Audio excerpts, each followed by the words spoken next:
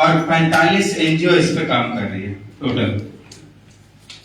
हमारे झारखंड के 8 जिलों में इस परियोजना का संचालन चल रहा है और 8 जिलों के 17 ब्लॉक में 17 प्रखंड में पीएलएमएस फाउंडेशन की तरफ से छलांग परियोजना का संचालन हो रहा है, जिसमें हम लोग 750 स्कूल 750 स्कूल में काम कर रहे हैं और इस 750 स्कूल में कुल 15 एनजीओ मिलकर काम कर रहे हैं। हर एनजीओ के पास में 50 स्कूल का काम दिया गया है। वो 50 एक एनजीओ 50 स्कूल में काम कर रहे हैं और कम से कम 2 प्रखंड में काम कर रहे हैं एक एनजीओ।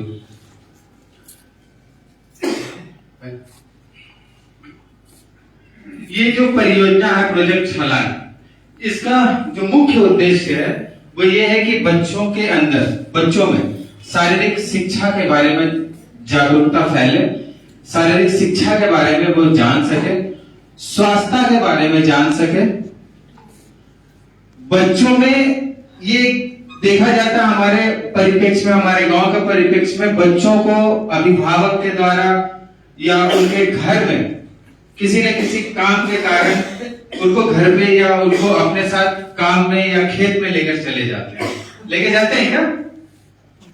लेके जाते हैं, जिसके कारण हमारे स्कूल में बच्चों की आने की गति है वो कम हो जाती है, वो अनियमित हो जाते हैं। कभी कभी वो 1 सप्ताह आते हैं फिर 3-4 दिन छुट्टी। कई बार ऐसा होता है 1 दिन आते 1 सप्ताह नहीं आते। ऐसा होता है क्या? होता है ना। तो इन सब चीजों को कम करने प्लस खास करके जो छात्रा है, जो हमारी घर की बच्चियां हैं, किशोरियां, उन लोगों को स्कूल के साथ में जोड़ना और उनको शिक्षा के साथ में जुड़े रहने के लिए ये परियोजना का संचालन किया जा रहा है।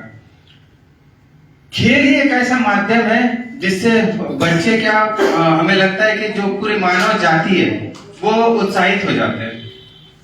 होते हैं कि नहीं? होते हैं।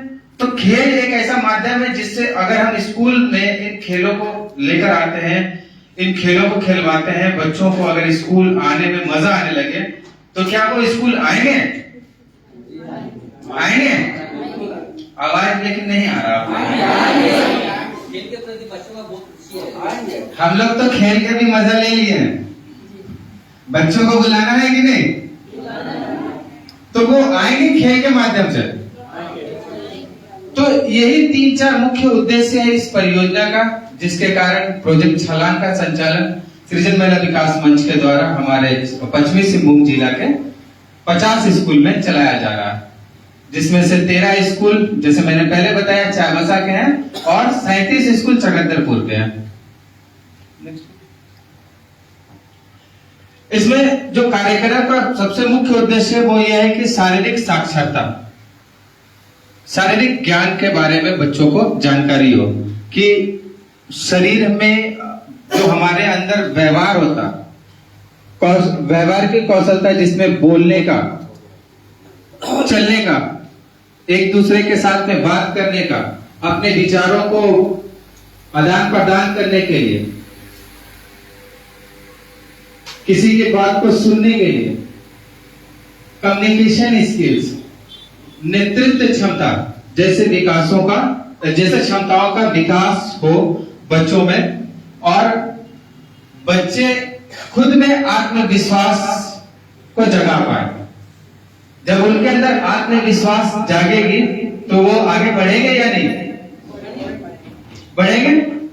वो कहां से आएगा? वो आत्मविश्वास, वो लीडरशिप, वो कम्युनिकेशन, वो टीम वर्क, वो समूह का नेतृत्व करने की क्षमता, या फिर बच्चों में देखा जाता है, बहुत सारे बच्चों में देखा जाता है कि वो जानते बहुत कुछ है लेकिन उनमें संवाद करने की बात, अपने मन की बात को दूसरे को समझा पाना या बता पाना, इन सब की क्षमताओं का कमी होता है। वो कहां से आ सकता है? आसानी से। आप सब शिक्षक है, आप बताएं कहां से आ सकता है? खेल के माध्यम से आ सकता है। तो इस परियोजना का जो उद्देश्य है वो आप थोड़ा सा जोड़ पा रहे हैं अपने साथ?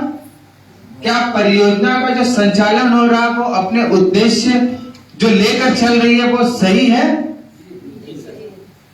क्या ये परियोजना आपके स्कूल में जो संचालित किया जा रहा है, जिस उद्देश्य से संचालित किया जा रहा है, उससे आपके काम में या आपके जो अपने उद्देश्य है स्कूल के संचालन का, उसमें एक समावेश है, एक मिलाप है दोनों में, है क्या? इनसे परियोजना के संचालन से क्या आपके काम को और मदद मिलने वाला है? मिलेगा? हम लोग हर साल बहुत सारे चीज करते हैं, स्कूल जोड़ो अभियान करते हैं, घर घर जाते हैं। अभी कुछ दिन पहले